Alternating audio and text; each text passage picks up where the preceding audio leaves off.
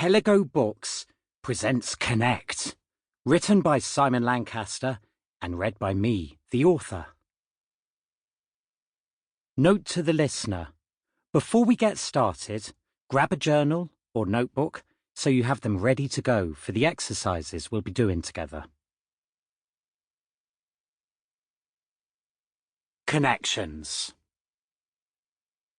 It's the evening of Wednesday the 9th of March 2016, and I'm leading 30 speechwriters from around the world down the steps into the Comedy Store Theatre in Leicester Square, London.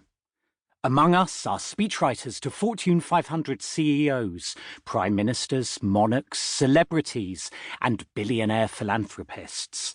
As we push open the double doors to the theatre, we can instantly feel the buzz of energy that crackles through these places in the moments before showtime. I've always loved comedy clubs. I think it's the prospect of the completely unknown. You never know what's going to happen or where things will go. This is especially true when the Comedy Store players are performing. They are the in-house improvisation group who have performed on this stage since the early 1990s, and many of the original troupe are performing tonight. Neil Malarkey, Josie Lawrence, Andy Smart, Richard Branch. Their act is based around taking random suggestions from the audience and somehow connecting them all together to create a show. As you'd expect, the audience deliberately throws them the most incongruent ideas in the hope of seeing them flummoxed, but invariably they take whatever they're given and turn it all into something smart, funny, and totally unique.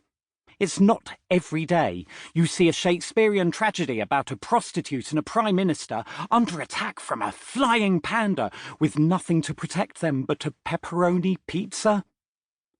The Comedy Store players may be exceptionally good at it, but this ability to take random pieces of information and rapidly make connections is an essential skill for life. Every day we are constantly bombarded with new people, new places, and new pieces of information. The only way we can ever make sense of it all is by making quick connections. This person is like that person. This situation is like that situation. This book is like that other brilliant book. I should buy it right now. Fortunately, most of the time we make these connections instinctively, and by and large, we do so very effectively. Imagine you're in your office at the coffee point and you meet a new starter. Let's call her Sarah. What do? You look at her face, take a quick mental snapshot, and then quickly compare that image against all the other faces you have known in your life. People you knew at school and university, people you worked with in previous jobs, people you liked, people you didn't like, until boom, you've found a connection. Ah! Sarah's like Fiona. Well, Fiona's great. I've been out on the town with Fiona dozens of times over the last few years. Fiona's fun, positive, and super loyal. Instantly, your brain sparks up at the possibility that Sarah might be as good a friend as Fiona. From then on, the connection between Sarah and Fiona grows in your mind. Before long, you'll start thinking of the two together, and may find it hard to think of one without thinking of the other. Eventually, you may even feel compelled to mention the connection. OMG, Sarah's just like my friend Fiona.